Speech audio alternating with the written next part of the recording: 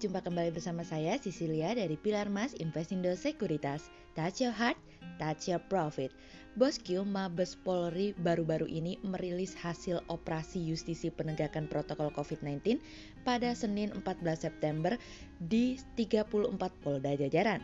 Hasilnya kepolisian merazia 53.972 kegiatan dengan rincian 47.754 orang terjaring razia, 2.318 tempat, dan 2.511 kegiatan. Kepala Biro Penerangan Masyarakat Divisi Humas Polri Awi Setiono mengatakan pelanggaran tersebut ada yang mendapat teguran lisan, tertulis, denda, dan kerja sosial. Ia merinci pihaknya memberikan teguran kepada 48.630 pelanggar dan 3.094 diberikan teguran tertulis. Lalu dikumpulkan denda 52 juta rupiah dari 1.150 kali pelanggaran. Kemudian ada 2.853 pelanggar yang dikenakan kerja sosial. Ternyata banyak sekali ya bosku yang tidak mematuhi protokol kesehatan. Pantas saja nih jumlah kasus positif terus bertambah. Kalau bosku gimana? Sudah mematuhi protokol kesehatan belum? Nah, seperti biasa kita akan mulai saja nih market review kita hari ini, Rabu 16 September 2020 dengan episode Cinta Segitiga. Maka dari itu jangan kemana-mana ya bosku, tetap di channel Pilar Mas Investindo Sekuritas. Touch your heart, touch your profit. Pionir Sekuritas Channel di Indonesia.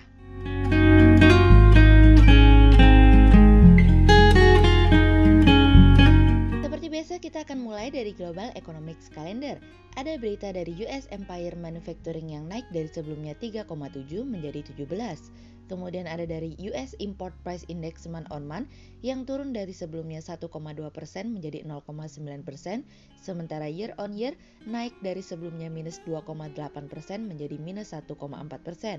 Kemudian ada dari US Industrial Production month on month yang turun dari sebelumnya 3,5% menjadi 0,4%. Kemudian kita beralih ke corporate news. Ada berita dari PT Adikarya Tbk atau ADI yang mencatatkan kontrak baru senilai 4,7 triliun rupiah pada periode Januari hingga Agustus 2020 dari aqplus.info.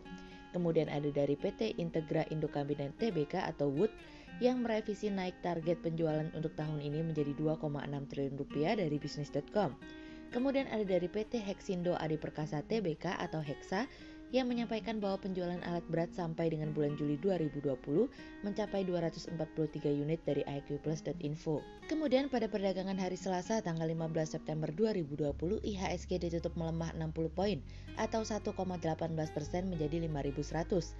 Sektor keuangan, infrastruktur, industri konsumsi, industri dasar bergerak negatif dan menjadi kontributor terbesar pada pelemahan IHSG kemarin.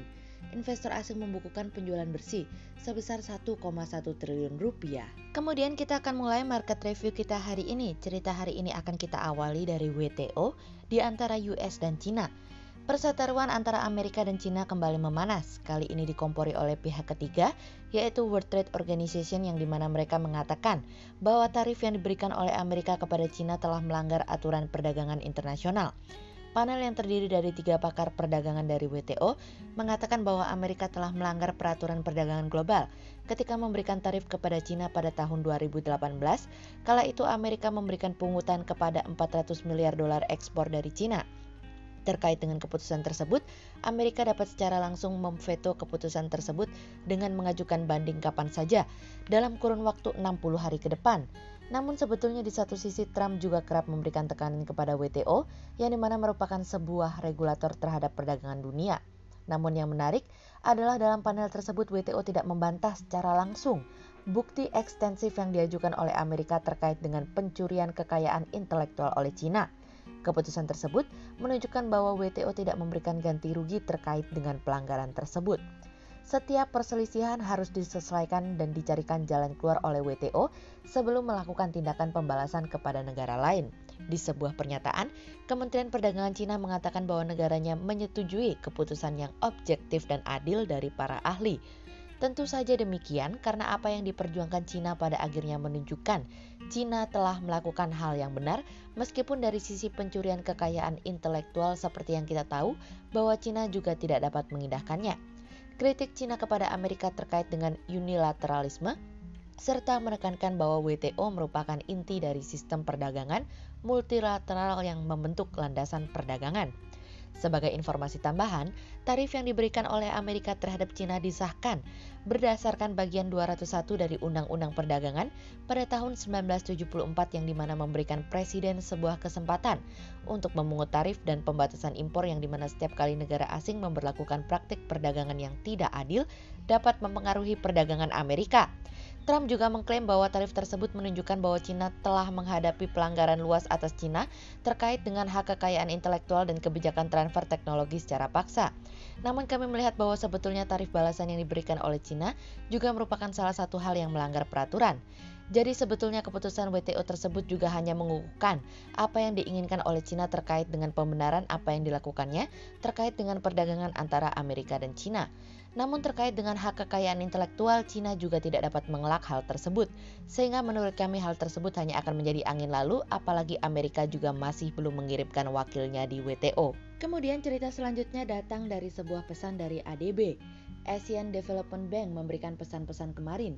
Mereka mengatakan bahwa perekonomian negara berkembang di Asia yang dilanda wabah virus corona akan mengalami penurunan untuk pertama kalinya sejak awal tahun 1960 dengan tingkat output pada tahun depan yang masih di bawah proyeksi pra-pandemik, bahkan ketika pertumbuhan sudah menunjukkan pemulihan.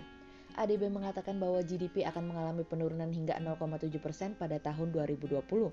Tekanan wabah virus corona masih sangat berpotensi untuk terjadi, apalagi wabah masih akan terjadi untuk waktu yang lama. Hal ini yang membuat pemulihan juga akan mengalami hambatan, sehingga membutuhkan tindakan yang lebih lanjut. Sejauh ini Cina masih akan terus mencoba untuk melawan tren pelemahan dan diperkirakan akan mengalami kenaikan hingga 1,8% pada tahun ini. Proyeksi tersebut tidak berubah dari bulan Juni lalu karena langkah-langkah yang diambil Cina terkait dengan kesehatan mendorong pertumbuhan mengalami kenaikan. Berbeda dengan Cina, India akan mengalami penurunan sebanyak 9%, turun lebih dalam dari yang diperkirakan pada bulan Juni sebesar 4%. Filipina diperkirakan akan mengalami penurunan sebesar 7,3% dan Thailand sebesar 8%. Pertumbuhan perekonomian bagi negara Jepang, Australia, dan New Zealand diperkirakan akan pulih menjadi 6,8% pada tahun 2021, meskipun pada tahun 2020 masih akan mengalami pelemahan. Kami melihat berhasil atau tidaknya suatu negara mengalami pertumbuhan tergantung dari bagaimana wabah virus corona dapat dikendalikan hingga vaksin ditemukan. ADB mengatakan bahwa kebijakan yang terfokus kepada peraturan kesehatan dan pekerjaan akan memastikan masyarakat dapat kembali bekerja dengan aman sehingga bisnis dapat berjalan kembali, sehingga sangat penting untuk memastikan pemulihan yang berkelanjutan. Bahwasannya ini bukan lagi masalah vaksin, tapi masalah bagaimana virus dapat dikendalikan untuk menjaga pertumbuhan ekonomi yang berkelanjutan. Kemudian cerita selanjutnya datang dari lumayan lah ya. Tren surplus neraca perdagangan Indonesia berlanjut pada Agustus 2020 di tengah tekanan akibat pandemi virus corona. BPS mencatat neraca perdagangan Agustus 2020 mengalami surplus 2,33 miliar US dollar, lebih rendah dari sebelumnya 3,26 miliar US dollar pada Juli 2020. Mengacu pada nilai tersebut diperoleh dari posisi nilai ekspor 13,07 miliar US dollar yang lebih tinggi dibandingkan impor yang mencapai 10,74 miliar US dollar selama Agustus 2020. BPS juga melaporkan ekspor Juli 2020 mencapai 13,07 miliar US dollar atau turun 4,62% dibandingkan Juli 2020. Hal yang sama juga terjadi pada ekspor secara tahunan mengalami penurunan 8,36% pada Agustus 2019. Kami melihat hal tersebut dipicu oleh penurunan ekspor migas dan non-migas secara tahunan yang masing-masing mengalami penurunan sebesar minus 27,23% dan minus 7,16%. Secara kumulatif ekspor Indonesia pada periode Januari hingga Agustus 2020 tercatat senilai 103,16 miliar US dollar atau turun 6,51% year on year. Kami melihat penurunan tersebut disebabkan oleh permintaan negara lain yang masih lemah dan diikuti dengan aktivitas ekonomi yang belum berjalan dengan normal. Sementara itu impor Indonesia sepanjang Agustus 2020 mencapai 10,74 miliar US dollar atau naik 2,65% dari Juli 2020. Kenaikan terjadi karena ada pertumbuhan impor non-migas dan migas masing-masing 2,65% dan 3,01%. Sebaliknya impor secara tahunan dilaporkan minus 24,19% yang disumbangkan oleh penurunan dari impor migas dan non-migas. Penurunan dari impor yang terjadi saat ini dapat dikatakan baik untuk sementara, namun menurunnya kontribusi impor dari bahan baku dapat menandakan turunnya aktivitas produksi dalam negeri. Tentu, penurunan impor bahan baku yang terjadi sejak awal tahun menjadi perhatian kami di mana hal ini dapat berpengaruh bagi kesehatan industri dalam negeri. Sehingga berdasarkan technical analisa, kami melihat saat ini IHSG memiliki peluang bergerak melemah terbatas dan ditradingkan pada level 5.015 hingga 5.140. Pelaku pasar dan investor diperkirakan akan menahan diri pada hari ini terkait dengan adanya pertemuan Bank Indonesia, The Fed, dan Bank of Japan esok hari. Hijau atau tidaknya pasar tergantung dari informasi Bank Sentral esok hari. Berikut Stock Watch Pilar Mas hari ini. Yang pertama ada dari BMRI, kemudian yang kedua ada dari BSDE, dan yang ketiga ada dari UNTR. Berikut dua saham yang kami analisa hari ini ya bosku. Yang pertama ada dari ADI atau PT Adikarya Tbk yang mencatatkan kontrak baru senilai 4,7 triliun rupiah pada periode Januari hingga Agustus 2020. Catatkan kontrak baru senilai 4,7 triliun rupiah pada periode Januari hingga Agustus 2020. Angka ini naik 18% jika dibandingkan dengan perolehan kontrak baru pada 8 bulan sebelumnya yang sebesar 4 triliun rupiah.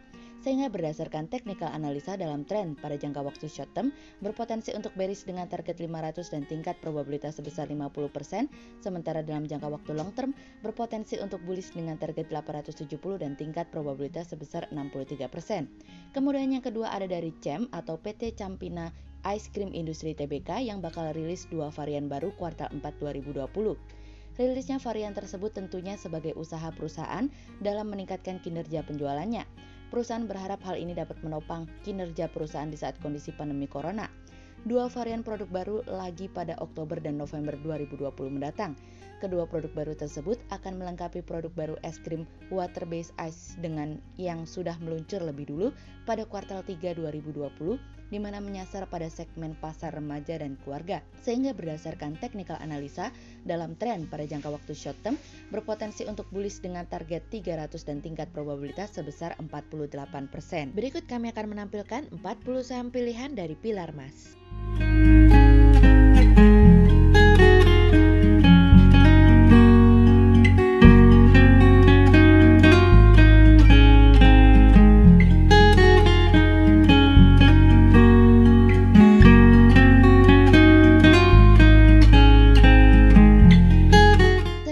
Review market kita kali ini ya bosku. Untuk info lebih lengkapnya bosku bisa download PDF dengan klik link di bawah video ini, atau bisa juga langsung akses ke website kami di www.pilarmas-investindo.co.id. Dan jangan lupa untuk selalu jaga kesehatan buat para bosku ya. Kita akan bertemu lagi besok pagi untuk market review yang berikutnya.